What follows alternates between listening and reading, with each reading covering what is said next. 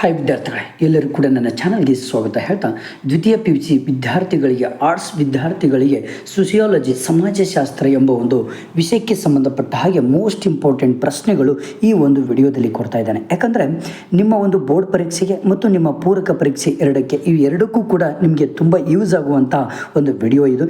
ಇದರಲ್ಲಿ ಹೇಳುವಂತಹ ಪ್ರಶ್ನೆಗಳನ್ನು ನೀವು ಪರ್ಫೆಕ್ಟ್ ಮಾಡಿದ್ದೇ ಅದರಲ್ಲಿ ಅಬೌವ್ 60 ಮಾರ್ಕ್ಸ್ ಮಾತ್ರ ಫಿಕ್ಸ್ ಬರುತ್ತೆ. ಹಾಗಾಗಿ ನಿಮ್ಮ ಬೋರ್ಡ್ ಪರೀಕ್ಷೆಯಲ್ಲಿ ಎಷ್ಟರ ಮಟ್ಟಿಗೆ ನೀವು ಉತ್ತರಗಳನ್ನು ಬರೀಬೇಕು, ಯಾವ ಒಂದು ಅಂಕಗಳಿಗೆ ಎಷ್ಟರ ಒಂದು ಉತ್ತರವನ್ನು ನೀಡಬೇಕು ಅನ್ನೋದು ಕೂಡ ನಿಮಗೆ ಮಾಹಿತಿ ಗೊತ್ತಾಗುತ್ತೆ ಇದರಲ್ಲಿ. ಬನ್ನಿ ಹಾಗಾದರೆ 5 marks, 10 marks, fill in the blanks, multiple choice, match the following ಎಲ್ಲವೂ ಕೂಡ ಇದರಲ್ಲಿ ನಾನು ಕವರ್ ಮಾಡಿದ್ದೇನೆ. ಬನ್ನಿ ಮೊದಲು ಮಲ್ಟಿಪಲ್ ಚಾಯ್ಸ್ ನೋಡ್ತಾ ಹೋಗೋಣ. ಇಲ್ಲಿ ಯಾವ ದೇಶ ಕುಟುಂಬ ಕಲ್ಯಾಣ ಯೋಜನೆಯನ್ನು ಮೊದಲು ಅಳವಡಿಸಿಕೊಂಡಿತು ಅಂದರೆ ಭಾರತ.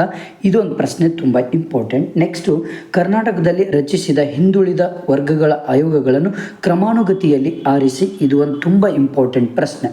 ಲಿಜ್ಜತ್ ಕೇಂದ್ರ ಕಚೇರಿ ಇರುವುದು ಎಲ್ಲಿ? ಮುಂಬೈದಲ್ಲಿ. ನೆಕ್ಸ್ಟು, ಭಾರತೀಯ ಗ್ರಾಮಗಳನ್ನು ಪುಟ್ಟ ಗಣರಾಜ್ಯಗಳೆಂದು ಕರೆದವರು ಯಾರು ಅಂದರೆ ಚಾರ್ಲ್ಸ್ ಮೆಟಕಾಪ್. ಇದೊಂದು ಪ್ರಶ್ನೆ ಬರುತ್ತೆ.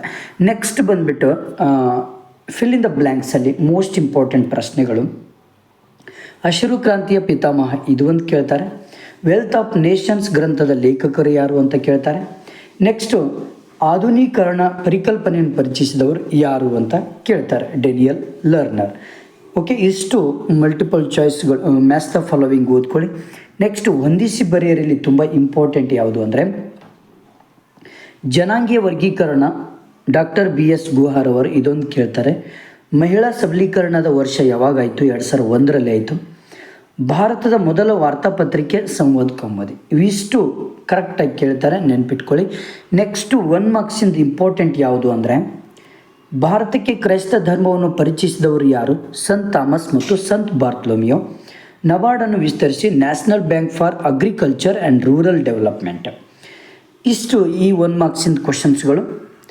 ನೆಕ್ಸ್ಟ್ ಬಂದುಬಿಟ್ಟು 2 ಅಂಕದ ಪ್ರಶ್ನೆಗಳಲ್ಲಿ ತುಂಬ ಇಂಪಾರ್ಟೆಂಟ್ ಯಾವುದು ಅಂದರೆ ಯಾವುದಾದ್ರೂ 2 ದ್ರಾವಿಡ ಭಾಷೆಗಳನ್ನು ತಿಳಿಸಿ. ಇದೊಂದು ಕೇಳ್ತಾರೆ.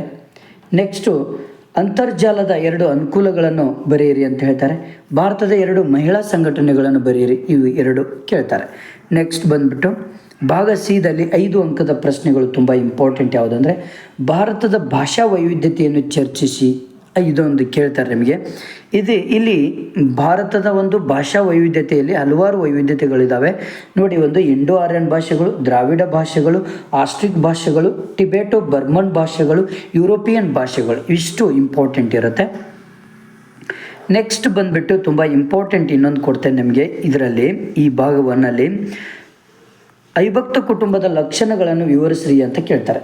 ಇದು ಬಹಳ ಇಂಪಾರ್ಟೆಂಟ್. ಇದು ಕೂಡ ಇವಿಷ್ಟು ಲಕ್ಷಣಗಳಿದ್ದಾವೆ. ಕೆಲವೊಂದು ವಿದ್ಯಾರ್ಥಿಗಳು ಏನು ಮಿಸ್ಟೇಕ್ ಮಾಡ್ತೀರಾ ಅಂದರೆ ಅವಿಭಕ್ತ ಕುಟುಂಬದ ಗುಣಲಕ್ಷಣಗಳು 5 ಅಂಕಕ್ಕೆ ಮತ್ತು 10 ಅಂಕಕ್ಕೆ ಕೇಳಿದಾಗ ನೀವು ಮೊದಲು ಪೀಠಿಕೆ ಹಾಕಬೇಕಾಗುತ್ತೆ. ಪೀಠಿಕೆ ಹಾಕಿ ಈ ರೀತಿ ಎಲ್ಲ ಗುಣಲಕ್ಷಣಗಳನ್ನು 1 by 1 ಬರೆದುಕೊಂಡು ಆಮೇಲೆ ಏನು ಮಾಡಬೇಕು, 1 by 1 ಎಕ್ಸ್ಪ್ಲೇನ್ ಮಾಡಬೇಕು. ಎಕ್ಸ್ಪ್ಲೇನ್ ಮಾಡಿದ ಮೇಲೆ ನೀವು ಉಪಸಂಹಾರವನ್ನು ಬರಿಬೇಕಾಗುತ್ತೆ. ಇಷ್ಟು ಮೆಥಡಲ್ಲಿ ಬರೆದ್ರೆ 5ಕ್ಕೆ 5 ಔಟ್ ಆಫ್ ಔಟ್ ಸಿಗುತ್ತೆ, 10ಕ್ಕೆ 10 ಔಟ್ ಆಫ್ ಔಟ್ ಸಿಗುತ್ತೆ. ಇದು ಮೆಥಡ್ ಬರುವಂಥದ್ದು. ಇದೊಂದು ಪ್ರಶ್ನೆ ಓದ್ಕೊಳ್ಳಿ. ನೆಕ್ಸ್ಟು, ಅವಿಭಕ್ತ ಕುಟುಂಬದ ಪರಿವರ್ತನೆಗೆ ಕಾರಣವಾದಂಥ ಅಂಶಗಳನ್ನು ವಿವರಿಸ್ರಿ. ಔದ್ಯೋಗೀಕರಣ, ನಗರೀಕರಣ, ಜನಸಂಖ್ಯೆ ಬೆಳವಣಿಗೆ, ಶಿಕ್ಷಣ, ಬದಲಾಗುತ್ತಿರುವ ಸ್ತ್ರೀಯರ ಅಂತಸ್ತು, ಸಾಮಾಜಿಕ ಶಾಸನಗಳ ಪ್ರಭಾವ. ಓಕೆ, ಇಷ್ಟು ಪಾಯಿಂಟ್ಸ್ಗಳಿದ್ದಾವೆ. ಇವುಗಳನ್ನು ಕೂಡ ನೀವು ಸ್ಟಡಿ ಮಾಡಬೇಕು. ಓಕೆನಾ. ನೆಕ್ಸ್ಟ್ ಬಂದುಬಿಟ್ಟು ಭಾರತೀಯ ಗ್ರಾಮಗಳ ಗುಣಲಕ್ಷಣಗಳನ್ನು ಬರೆಯಿರಿ. ಇದು ಭಾಳ ಇಂಪಾರ್ಟೆಂಟ್ ಪ್ರಶ್ನೆ. ಇದು ಕೂಡ ಬರುವಂಥ ಸಂಭವ ಇರುತ್ತೆ. ಇದು ಕೂಡ ಮೋಸ್ಟ್ ಇಂಪಾರ್ಟೆಂಟ್ ಕ್ವಶನ್ ನಿಮ್ಮ ಬೋರ್ಡ್ ಪರೀಕ್ಷೆಗೆ, ನಿಮ್ಮ ಪ್ರಿಪ್ರೇಟರಿ ಎಕ್ಸಾಮ್ಗೆ. ಓಕೆ, ನೆಕ್ಸ್ಟು ಭಾಳ ಎಲ್ಲಕ್ಕಿಂತ ಉತ್ತಮವಾದಂಥ ಪ್ರಶ್ನೆ ಇದು. ಫಿಕ್ಸ್ ಬರುವಂಥದ್ದು ಪ್ರಶ್ನೆ. ಪುಷ್ಕರ ವಾರ್ಷಿಕ ಜಾತ್ರೆ ಬಗ್ಗೆ ಟಿಪ್ಪಣಿ ಬರೆಯಿರಿ ಇದೆ. ಇದು ಮಾತ್ರ ಫಿಕ್ಸ್, ಯಾವುದೇ ಕಾರಣಕ್ಕೂ ಮಿಸ್ ಮಾಡಲಿಕ್ಕೆ ಹೋಗಬೇಡಿ. 1 by 1 ಈ ರೀತಿ ಪಾಯಿಂಟ್ಸ್ಗಳನ್ನು ಬರೆದ್ಬಿಡಿ. ಓಕೆನಾ. ನೆಕ್ಸ್ಟ್ ಬಂದ್ಬಿಟ್ಟು ಬಾರ್ಬಿ ಗೊಂಬೆ ಒಂದು ಜಾಗತಿಕ ಪ್ರಜೆ ಎಂಬುದನ್ನು ನಿರೂಪಿಸಿ. ಇದು ಒಂದು ತುಂಬ ಇಂಪಾರ್ಟೆಂಟ್ ಪ್ರಶ್ನೆ. ಇದು ಒಂದು ಓದ್ಕೊಳ್ಳಿ. 1 by ಟೋಟಲ್ 11 ಪಾಯಿಂಟ್ಸ್ಗಳನ್ನು ಕೊಟ್ಟಿದ್ದೇನೆ. ಈ ಎಲ್ಲ 11 ಪಾಯಿಂಟ್ಸ್ಗಳನ್ನು ನೀವು ಓದಿಬಿಟ್ರೆ ಸಾಕು, ಆರಾಮಾಗಿ ನಿಮಗೆ ಮಾರ್ಕ್ಸ್ ಆರಾಮಾಗಿ ತೊಗೊಳ್ಬೋದು. 10 ಅಂಕದ ಪ್ರಶ್ನೆಗಳು ನೋಡಿ. ಜನಸಂಖ್ಯೆ ಎಂದರೇನು? ಭಾರತದ ಜನಸಂಖ್ಯಾಶಾಸ್ತ್ರೀಯ ಚಿತ್ರದ ಪ್ರಮುಖ ಲಕ್ಷಣಗಳನ್ನು ವಿವರಿಸ್ರಿ. ಇದು ಮಾತ್ರ ಫಿಕ್ಸ್ ಬರುವಂಥ ಪ್ರಶ್ನೆ. ಇದನ್ನು ಮಿಸ್ ಮಾಡಲಿಕ್ಕೆ ಹೋಗಬೇಡಿ. ಇದು ಒಂದು ಓದ್ಕೊಳ್ಳಿ. ಜೊತೆಗೆ ನೆಕ್ಸ್ಟ್ ಬರುವಂಥದ್ದು ಯಾವುದು ಅಂದರೆ ಇದು ಏನು ತೊಂದರೆ ಇಲ್ಲ. ನಗರೀಕರಣ ಎಂದರೇನು, ಭಾರತದ ನಗರಗಳ ಸಮಸ್ಯೆಗಳನ್ನು ವಿವರಿಸ್ರಿ. ಇದು ಒಂದು ಪ್ರಶ್ನೆ ನಿಮಗೆ ಬರುತ್ತೆ. ಓಕೆನಾ, ವಿತ್ ಎಕ್ಸ್ಪ್ಲೇನ್ ಕೂಡ ಇದೆ. ನೆಕ್ಸ್ಟ್ ಬಂದ್ಬಿಟ್ಟು ಭಾಗ ಬಿ ಸ್ಟಾರ್ಟ್ ಮಾಡೋಣ. ಇಲ್ಲಿ ನೋಡಿ, ಯಾವ ವರ್ಷವನ್ನು ಜನಸಂಖ್ಯೆ ವಿಭಜಕ ವರ್ಷವೆಂದು ಕರೆಯುತ್ತೇವೆ. ಇದು ಭಾಳ important, 1921. Okay, next caste and race in India ಗ್ರಂಥವನ್ನು ಬರೆದವರು ಯಾರಂದರೆ GS ಗುರ್ರೆ ಅಂತ ನಾವು ಹೇಳ್ಬೋದು. ನೆಕ್ಸ್ಟು ಇಲ್ಲಿ ಕಿಶನ್ಗರಿ ಗ್ರಾಮವನ್ನು ಅಧ್ಯಯನ ಮಾಡಿದವರು ಮೆಕ್ಕಿ ಮೆರಿಯೇಟ್ ಅಂತ ನಾವು ಹೇಳ್ಬೋದು. ಓಕೆನಾ, ನೆಕ್ಸ್ಟ್ ಇದು ಒಂದು ಪ್ರಶ್ನೆ ಕೇಳ್ತಾರೆ ನಿಮಗೆ. ಶಿಕ್ಷಣ ಸಂಘಟನೆ ಮತ್ತು ಹೋರಾಟ ಇವು ಡ್ಯಾಶ್ ರವರ ತ್ರಿವಳಿ ಸೂತ್ರಗಳಾಗಿವೆ. ಇದೊಂದು ಪ್ರಶ್ನೆ ಬರುತ್ತೆ. ಭಾರತದಲ್ಲಿ ಸಾಮಾಜಿಕ ಚಳುವಳಿ ಕೃತಿಯನ್ನು ರಚಿಸಿದವರು MS ರಾವ್. ಇದು ಒಂದು ಓದ್ಕೊಳ್ಳಿ. ಓಕೆನಾ, ನೆಕ್ಸ್ಟು ಹೊಂದಿಸಿ ಬರೆಯಿರಿ, ಎಲ್ಲವೂ ಕೂಡ ಓದ್ಕೊಳ್ಳಿ, ನೋ ಪ್ರಾಬ್ಲಮ್. 1 ಮಾರ್ಕ್ಸಿಂದು ಕೂಡ ಎಲ್ಲವೂ ಓದ್ಕೊಳ್ಳಿ. ನೆಕ್ಸ್ಟ್ 2 ಮಾರ್ಕ್ಸಿಂದು ಇಂಪಾರ್ಟೆಂಟ್ ಯಾವುದು ಅನ್ನೋದು ಹೇಳಿಬಿಡ್ತೇನೆ.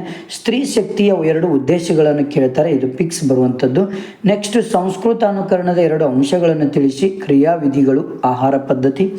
ನೆಕ್ಸ್ಟ್ ಬಂದ್ಬಿಟ್ಟು ಕರ್ನಾಟಕದಲ್ಲಿ ನಡೆಯುವ ಯಾವುದಾದ್ರೂ 2 ಪ್ರಸಿದ್ಧ ಜಾತ್ರೆಗಳು. ಇದನ್ನೇನು ಕೇಳೋದಿಲ್ಲ, ನೋ ಪ್ರಾಬ್ಲಮ್, ಬಟ್ ಇದನ್ನು ಕೇಳ್ತಾರೆ 22ನೇ ಪ್ರಶ್ನೆಗೆ. ಕಾಗೋಡು ರೈತ ಹೋರಾಟಕ್ಕೆ 2 ಕಾರಣಗಳನ್ನು ಕೇಳ್ತಾರೆ.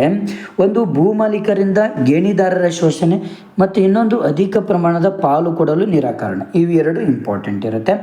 ನೆಕ್ಸ್ಟ್ ಆಧುನೀಕರಣ ಎಂದರೇನು ಕೂಡ ಕೇಳಬಹುದು. ನೆಕ್ಸ್ಟು 5 ಅಂಕದ ಪ್ರಶ್ನೆಗಳು ಮೋಸ್ಟ್ ಇಂಪಾರ್ಟೆಂಟ್, ಇದು ಕೇಳ್ತಾರೆ. ಡಾಕ್ಟರ್ BS ಗುಹಾರ್ ಅವರು ವರ್ಗೀಕರಿಸಿದ ಜನಾಂಗೀಯ ಸಮೂಹಗಳನ್ನು ಕುರಿತು ವಿವರಿಸಿ ಅಂತ ಇದೆ ಅಲ್ವಾ. ಇದು ಮೋಸ್ಟ್ ಇಂಪಾರ್ಟೆಂಟ್ ಪ್ರಶ್ನೆ. ಇದು 5 ಅಂಕಕ್ಕೆ ಪಿಕ್ಸ್ ನಿಮ್ಮ ಬೋರ್ಡ್ ಪರೀಕ್ಷೆಗೆ, ನಿಮ್ಮ ಪೂರಕ ಪರೀಕ್ಷೆಗೆ ಬರುತ್ತೆ. ಓಕೆ, ನೆಕ್ಸ್ಟು ಬಂದ್ಬಿಟ್ಟು ಇಲ್ಲಿ ಇದು ಏನು ತೊಂದರೆ ಇಲ್ಲ, ಇದನ್ನೇನು ಮಾಡ್ಕೊಳ್ಳಿಕ್ಕೆ ಹೋಗಬೇಡಿ. ನೆಕ್ಸ್ಟ್ ಇದೊಂದು ಬರುತ್ತೆ, ಮಹಿಳಾ ಸಬಲೀಕರಣದ ಕಾರ್ಯತಂತ್ರಗಳನ್ನು ವಿವರಿಸ್ರಿ ಅಂತ. ಇದು ಒಂದು ಪ್ರಶ್ನೆ ನಿಮಗೆ ಮೋಸ್ಟ್ ಇಂಪಾರ್ಟೆಂಟ್ ಬರುತ್ತೆ. ಓಕೆನಾ, ನೆಕ್ಸ್ಟ್ ಬಂದ್ಬಿಟ್ಟು ನರ್ಸಿಂಗ್ನವರ ಅವಿಭಕ್ತ ಕುಟುಂಬದ ಬಗ್ಗೆ ಟಿಪ್ಪಣಿ ಬರೆಯಿರಿ. ಮೋಸ್ಟ್ ಇಂಪಾರ್ಟೆಂಟ್ ಇದು ಕೂಡ. 5 ಮಾರ್ಕ್ಸಿಗೆ ಮಾತ್ರ ಹೈಲೈಟ್ ಕ್ವಶನ್ ಇದು. ಇದೊಂದು ಓದ್ಕೊಳ್ಳಿ. ಓಕೆನಾ, ಈ ಒಂದು ವಿಡಿಯೋದಲ್ಲಿ ಇರುವಂತಹ ಎಲ್ಲ ಒಂದು ಕ್ವಶನ್ಸ್ಗಳನ್ನು ಪರ್ಫೆಕ್ಟಾಗಿ ಓದ್ಕೊಳ್ಳಿ. ಜೊತೆಗೆ ಇನ್ನೊಂದು ಏನಂದರೆ, ನಿಮ್ಮ ಫ್ರೆಂಡ್ಸಿಗೆ ಶೇರ್ ಮಾಡಿ, ಹಾಗೆ ಸಬ್ಸ್ಕ್ರೈಬ್ ಮಾಡೋದನ್ನು ಮಾತ್ರ ಮರಲಿಕ್ಕೆ ಹೋಗಬೇಡಿ, ಮಿಸ್ ಮಾಡಲಿಕ್ಕೆ ಹೋಗಬೇಡಿ. ಓಕೆ, ನೆಕ್ಸ್ಟು ಗ್ರಾಮ ಪಂಚಾಯಿತಿಯ ಕಾರ್ಯಗಳನ್ನು ವಿವರಿಸಿರಿ, ಬರೆಯಿರಿ. ಇದು ಭಾಳ ಇಂಪಾರ್ಟೆಂಟ್, ಇದು ಕೂಡ. ಇದು ಪಿಕ್ಸ್ ಬರುವಂಥದ್ದು ಪ್ರಶ್ನೆ, 5 ಅಂಕಕ್ಕೆ ಇಷ್ಟು ಇದ್ದಾವೆ. ಓಕೆನಾ, ನೆಕ್ಸ್ಟು 10 ಮ್ಯಾಕ್ಡೊನಾಲ್ಡೀಕರಣದ 5 ಮಾರ್ಗದರ್ಶಕ ತತ್ವಗಳನ್ನು ವಿವರಿಸಿ. ಇದೊಂದು ಕೂಡ ಇಂಪಾರ್ಟೆಂಟ್ ಇದೆ. ಓಕೆ, ನೆಕ್ಸ್ಟ್ ಏನು ಬೇಡ, 10 ಅಂಕದ ಪ್ರಶ್ನೆಗಳಿಗೆ ರಾಷ್ಟ್ರೀಯ ಭಾವೈಕ್ಯತೆಯನ್ನು ಸಾಧಿಸಲು ಎದುರಾಗುವ ಸವಾಲುಗಳು. ಇದೊಂದು ಕೂಡ ಬರುತ್ತೆ, ಇಂಪಾರ್ಟೆಂಟ್. ಇದು 10 ಅಂಕಕ್ಕೆ ಬರುತ್ತೆ. ಇದೇ ರೀತಿ ನೀವು ಎಕ್ಸ್ಪ್ಲೇನ್ ಮಾಡಿ ನೀವು ಬರಿಬೇಕಾಗತ್ತೆ. ಬರೀ ಪಾಯಿಂಟ್ಸ್ಗಳನ್ನು ಬರೆದ್ರೆ ಯಾರು ಕೂಡ ನಿಮಗೆ ಅಂಕಗಳನ್ನು ಕೊಡೋದಿಲ್ಲ. ಇಷ್ಟು ಇದೆ ಇದು. ಓಕೆನಾ, ನೆಕ್ಸ್ಟು ಲಾಸ್ಟ್ 1 ಪರಿಶಿಷ್ಟ ಪಂಗಡಗಳ ಸಮಸ್ಯೆಗಳನ್ನು ವಿವರಿಸಿರಿ ಅನ್ನೋದು ಇದೆ ಅಲ್ವಾ. ಇದು 10 ಅಂಕಕ್ಕೆ ನಿಮ್ಮ ಒಂದು ಪರೀಕ್ಷೆಗೆ ಪಿಕ್ಸ್ ಬರುವಂಥದ್ದು ಎಲ್ಲ. ಯಾಕಂದರೆ ಅಲ್ಲಿ ಆಪ್ಷನ್ಸ್ಗಳು ಇರುತ್ತೆ. ನೀವು ಈ ರೀತಿಯಲ್ಲಿ ಪೀಠಿಕೆ ಬರೆದುಕೊಂಡು ನೋಡಿ ಎಷ್ಟು ಚೆನ್ನಾಗಿ ಬರೆದಿದ್ದಾರೆ. 10 ಮತ್ತು 5 ಅಂಕದ್ದು ಮೊದಲು ಪೀಠಿಕೆ ಬರೆದಾರೆ, ಆಮೇಲೆ 1 by 1 ಏನು ಮಾಡಿದ್ದಾರೆ, ಪಾಯಿಂಟ್ಸ್ಗಳನ್ನು ಹಾಕಿದ್ದಾರೆ, ಆಮೇಲೆ ಎಕ್ಸ್ಪ್ಲೇನ್ ಮಾಡಿದ್ದಾರೆ. ಈ ಎಕ್ಸ್ಪ್ಲೇನ್ ಮುಗಿದ ಮೇಲೆ ಏನು ಮಾಡಬೇಕು, ನೀವು ಉಪಸಂಹಾರ ಬರಿಬೇಕು. ಓಕೆ, ಇಷ್ಟು ಮೇನ್ ಇಂಪಾರ್ಟೆಂಟು. ನೆಕ್ಸ್ಟ್ ಭಾಗ 3 ಇದರಲ್ಲೇ ಸ್ಟಾರ್ಟ್ ಆಗುತ್ತೆ. ಭಾಗ 3 ಟೋಟಲ್ 3 ಭಾಗಗಳಲ್ಲಿ ಎಷ್ಟು ಕ್ವಶನ್ಸ್ಗಳನ್ನು ಹೇಳಿದ್ದೀನಲ್ವಾ, ಆ ಎಲ್ಲ ಕ್ವಶನ್ಸ್ಗಳನ್ನು ಕವರ್ ಮಾಡಿಕೊಂಡು ನೀವು ಸ್ಟಡಿ ಮಾಡಿದರೆ ಅಬೌವ್ 70 ಮಾರ್ಕ್ಸ್, 80 ಕೂಡ ತೆಗೆದುಕೊಳ್ಬೋದು. ಓಕೆ, ಬನ್ನಿ ಹಾಗಾದ್ರೆ ನೆಕ್ಸ್ಟ್ ಇದೊಂದು ಪ್ರಶ್ನೆ, ಒಂದು ಹೈಲೈಟ್ ಇದೆ. ರೈತರ ಆತ್ಮಹತ್ಯೆಯನ್ನು ತಡೆಗಟ್ಟಲು ಸರ್ಕಾರ ಕೈಗೊಂಡ ಕ್ರಮಗಳನ್ನು ವಿವರಿಸಿ. ಇದೊಂದು ಬಹಳ ಇಂಪಾರ್ಟೆಂಟ್, ಇದೊಂದು ಓದ್ಕೊಳ್ಳಿ. ಓಕೆನಾ, ನೆಕ್ಸ್ಟ್ ಭಾಗ 3 ಇದರಲ್ಲಿ ಸ್ಟಾರ್ಟ್ ಮಾಡೋಣ. ನೋಡಿ, 2011ರ ಜನಗಣತಿಯ ಪ್ರಕಾರ ಭಾರತದ ಲಿಂಗಾನುಪಾತ ಎಷ್ಟಿದೆ ನೋಡಿ. ಇದು ಒಂದು ಕೇಳ್ತಾರೆ ಪ್ರಶ್ನೆ, ಇದು ಸುಲಭವಾಗಿರುವಂಥದ್ದು. ಇದೊಂದು ಕೇಳ್ತಾರೆ, ಇದು ಪಿಕ್ಸ್. ಇದು ಯಾಕಂದರೆ 1 ಮಾರ್ಕ್ಸಿಗೆ ಹೊಸ ರೂಲ್ಸ್ ತಂದಿದ್ದಾರೆ ಇವಾಗ. ಸರಿಯಾದ ಜೋಡಿಯನ್ನು ಗುರುತಿಸಿ ಅಂತ ಕೇಳ್ತಾರೆ. ಇದೊಂದು ಮೋಸ್ಟ್ ಇಂಪಾರ್ಟೆಂಟ್ ಇದೆ, ನೆನ್ಪಿಟ್ಕೊಳ್ಳಿ.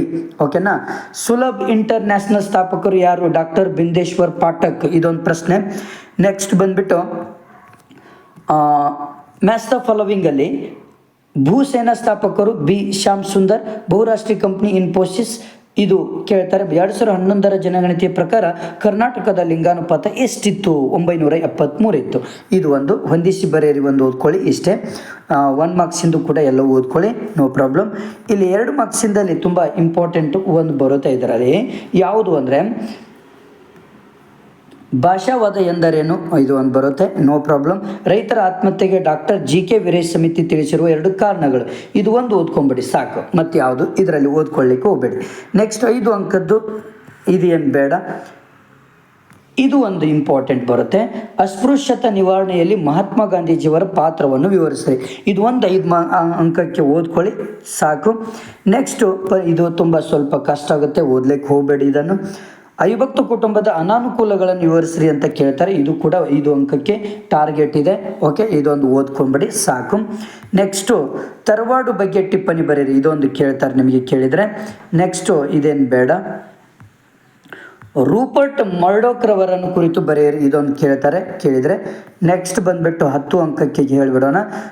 ಇದೇನು ವೈವಿಧ್ಯತೆ ಏನು ಬೇಡ, ಯಾಕಂದ್ರೆ ಆಲ್ರೆಡಿ ನಿಮ್ಗೆ ಹೇಳಿಬಿಟ್ಟಿದ್ದೆ, ನಾವು ಅಷ್ಟು ಓದ್ಕೊಂಡ್ಬಿಟ್ರೆ ನಿಮ್ಗೆ ಆಪ್ಷನ್ಸ್ ಸಿಕ್ಬಿಡುತ್ತೆ, ಅಲ್ಲಿ ಏನು ತೊಂದರೆ ಇಲ್ಲ. ಓಕೆನಾ. ನೆಕ್ಸ್ಟ್ ಬಂದುಬಿಟ್ಟು ಇಲ್ಲಿ ಸಾಂಸ್ಕೃತಿಕ ಮತ್ತು ಜೈವನಂಗೆ, ಇದು ಏನು ಬೇಡ. ಓಕೆನಾ. ಭಾರತೀಯ ಗ್ರಾಮಗಳ ಆರ್ಥಿಕ ಮತ್ತು ಕೃಷಿ ಸಮಸ್ಯೆಗಳನ್ನು ವಿವರಿಸ್ರಿ ಅಂತ ಕೇಳ್ತಾರೆ, ಇದೊಂದು ಪ್ರಶ್ನೆ ಹೈಲೈಟ್ ಇದೆ 10 ಅಂಕಕ್ಕೆ, ಇದೊಂದು ಸ್ವಲ್ಪ ಸ್ಟಡಿ ಮಾಡ್ಕೊಂಬಿಡಿ ಸಾಕು. ಓಕೆನಾ, ಇಷ್ಟು ಮಾಡಿಕೊಂಡ್ರೆ ಸಾಕು. ನೆಕ್ಸ್ಟ್ ಕರ್ನಾಟಕ ರಾಜ್ಯ ರೈತ ಸಂಘದ ಹೋರಾಟದ ಪ್ರಮುಖ ವಿಷಯಗಳನ್ನು ನೀವು ಬರೆಯಿರಿ, ಇದು ಒಂದು ಪ್ರಶ್ನೆ ತುಂಬ ಇಂಪಾರ್ಟೆಂಟ್. ಇಷ್ಟು ಓದ್ಕೊಂಬಿಡಿ ಸಾಕು. ಯಾವುದೇ ಕಾರಣಕ್ಕೂ ನಿಮ್ಗೆ ಏನೂ ಕೂಡ ತೊಂದರೆ ಆಗೋದಿಲ್ಲ, ನಿಮಗೆ ಔಟ್ ಮಾರ್ಕ್ಸ್ ಆರಾಮ್ ತೆಗಿಬೋದು. ಓಕೆ, ನಿಮ್ಮ ಫ್ರೆಂಡ್ಸಿಗೆ ಶೇರ್ ಮಾಡಿ, ಹಾಗೆ ನನ್ನ ಚಾನಲನ್ನು ಸಬ್ಸ್ಕ್ರೈಬ್ ಮಾಡಿ. ಎಲ್ಲ ವಿಷಯಗಳ ಎಕನಾಮಿಕ್ಸ್ ಮತ್ತು ಸೋಷಿಯಾಲಜಿ ಕೂಡ ಇದೆ ಇದರಲ್ಲಿ. ನೆಕ್ಸ್ಟ್ ಜೊತೆಗೆ ನಿಮ್ಮ ಬೋರ್ಡ್ ಪರೀಕ್ಷೆಗೂ ಇಂಪಾರ್ಟೆಂಟ್ ಇರುವಂಥದ್ದು ಕೂಡ ಅಪ್ಲೋಡ್ ಮಾಡ್ತಾನೆ. ವಿತಿನ್ 1 ಡೇ ಒಳಗಡೆ ಎಲ್ಲ ಅಪ್ಲೋಡ್ ಆಗ್ತಾ ಹೋಗುತ್ತೆ. ನೀವು ಅದನ್ನು ಫಾಲೋ ಅಪ್ ಮಾಡಿ ನಿಮ್ಮ ಒಂದು ರಿಸಲ್ಟನ್ನು ಚೆನ್ನಾಗಿ ತೆಗೀರಿ ಅಂತ ನನ್ನ ಒಂದು ಅನಿಸಿಕೆ.